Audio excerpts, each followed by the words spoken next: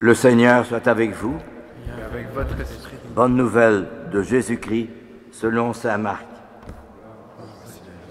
En ce temps-là, Jésus se rendit dans son lieu d'origine, à Nazareth, et ses disciples le suivirent. Le jour du sabbat, Jésus se mit à enseigner dans la synagogue. De nombreux auditeurs, frappés d'étonnement, disaient « D'où cela lui vient-il ? Quelle est cette sagesse qui lui a été donnée et ces grands miracles qui se réalisent par ses mains? N'est-il pas le charpentier, le fils de Marie, le frère de Jacques, de José, de Jude et de Simon? Ses sœurs ne sont-elles pas ici chez nous ?» Et ils étaient profondément choqués à son sujet.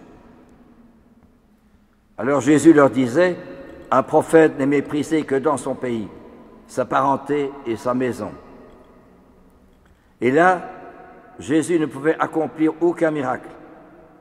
Il guérit seulement quelques malades en leur imposant les mains. Et Jésus s'étonna de leur manque de foi.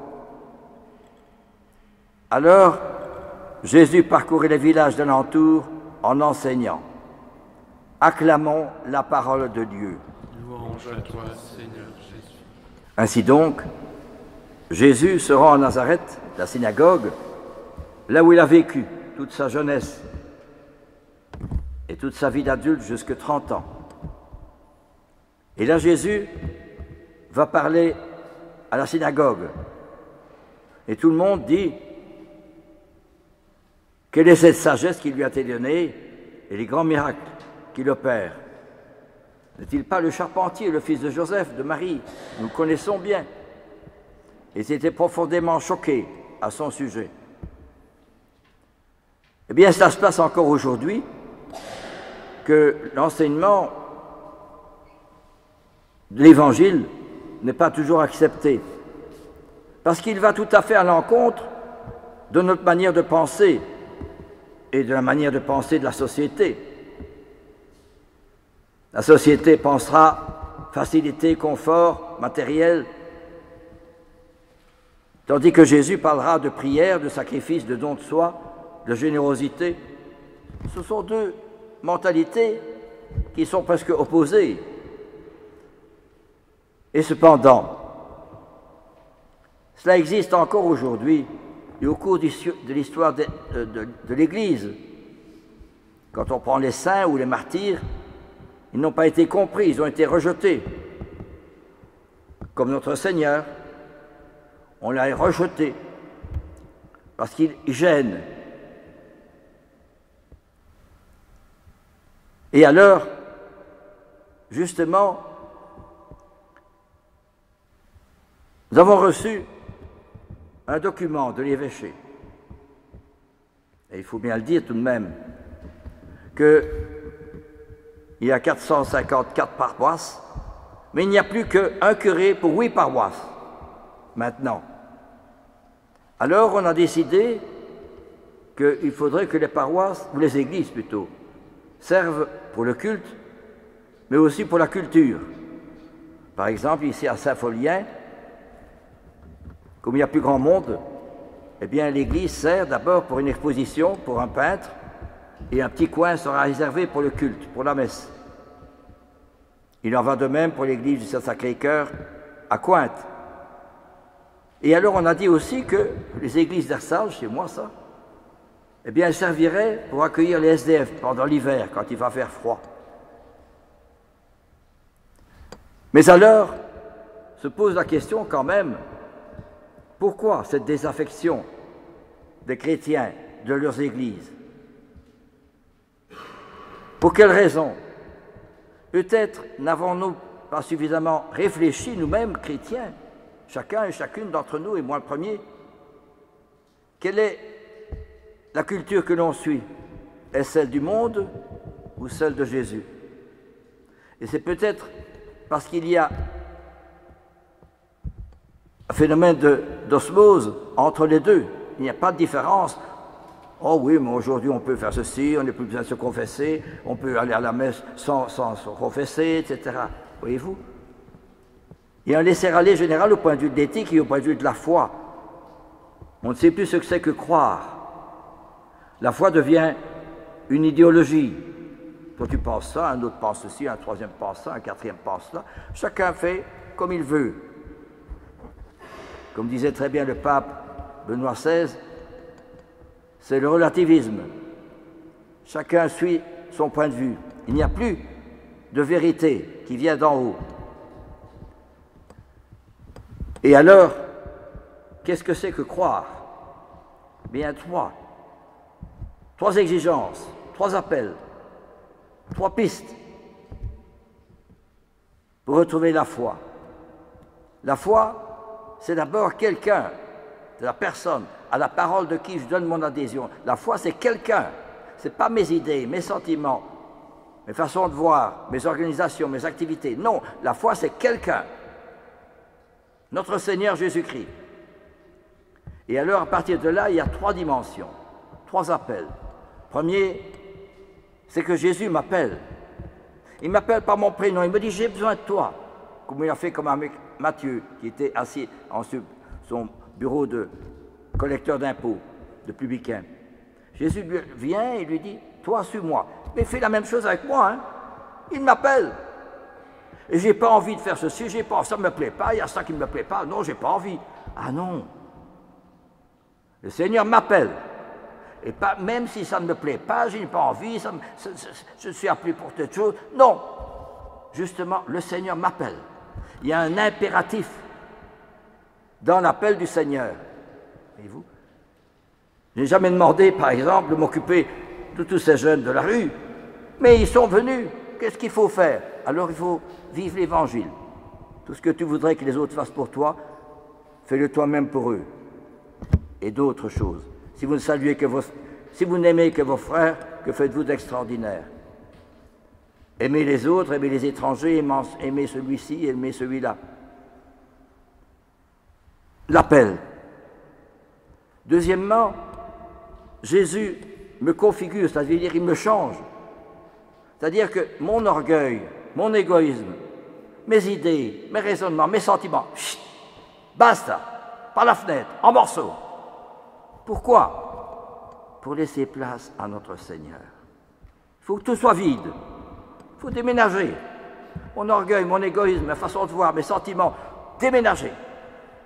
Pour laisser place à Jésus tout seul. Jésus dit bien, les renards ont des terriers, les oiseaux du ciel ont des nids, mais le Fils de l'homme n'a pas d'endroit où reposer la tête. Et Thérèse disait, mais qu'ils viennent dans mon cœur, car je sais qu'à la dernière place, je trouverai Jésus. Et je sais que là, dans mon cœur, il sera connu et aimé et compris. Connu et compris, dit la petite Thérèse. Elle a compris, hein? La transfiguration de Jésus me change. Elle a compris. Cette relation personnelle entre Jésus et elle. Tous les saints ont vécu cette relation personnelle entre Jésus et chacun. C'est ça qui est. La foi, c'est lui qui m'empoigne.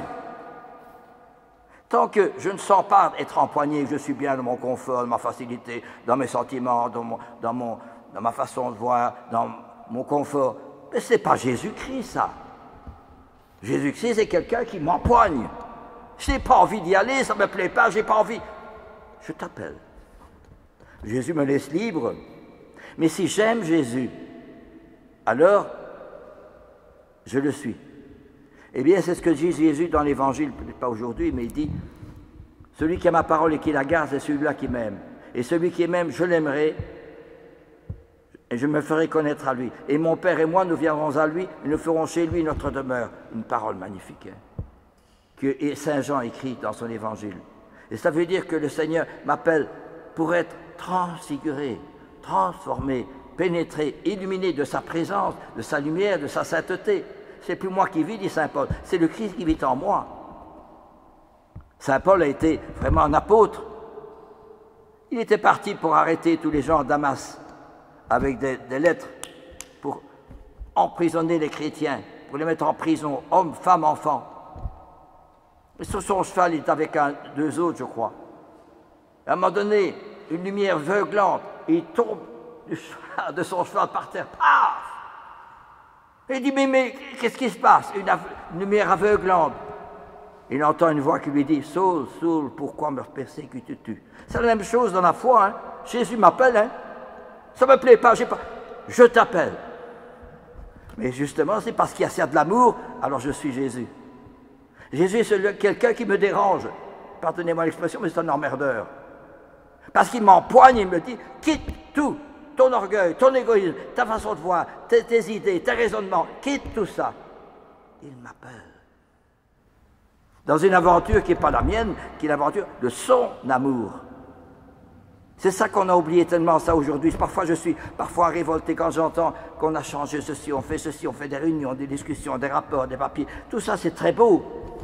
Mais tant qu'il n'y a pas le feu de l'amour du Christ qui m'empoigne, ça ne sert à rien. Hein? C'est pour ça qu'il y a tant, aujourd'hui, si les églises sont abandonnées, c'est peut-être parce qu'on ne sait plus ce que c'est que la foi. Et troisième chose, donc, l'appel transfiguré. Et 3, le Seigneur me confie une mission personnelle, qui n'est pas celle du pape, ni de Monseigneur l'évêque, ni de monsieur le curé, ni d'un tel ou un... Non, il me confie une mission personnelle. Laquelle? Ah, frères et sœurs, si je prie notre Seigneur, Jésus me fait connaître sa soif de sauver des âmes. À la Sainte Messe, Jésus me confie sa mission. Il me fait brûler du désir de sauver des âmes.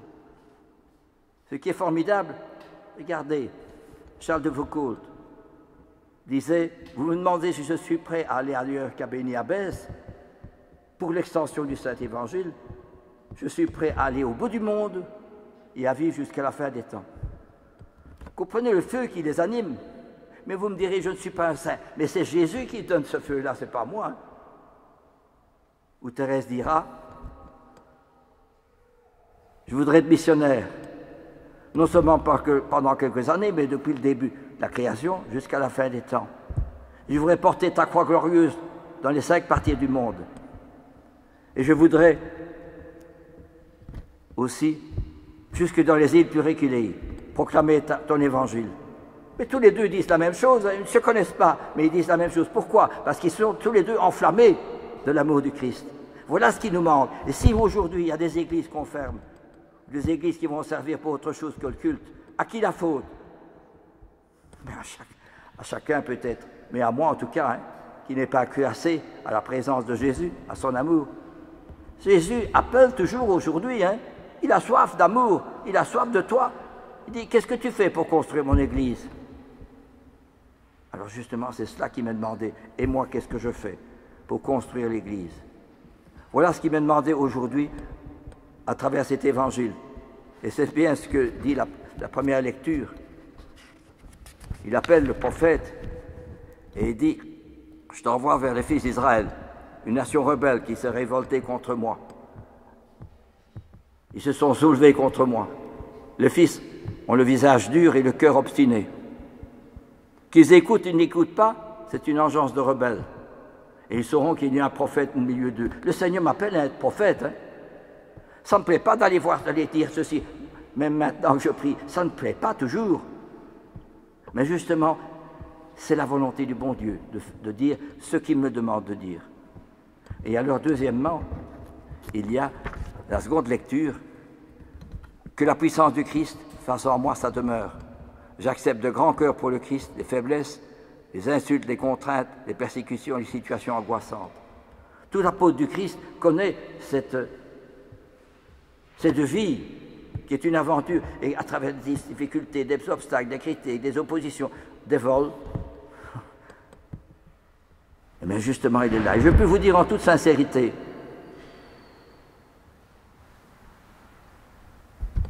en fait, je ne devrais plus venir, je ne devrais plus parler ici.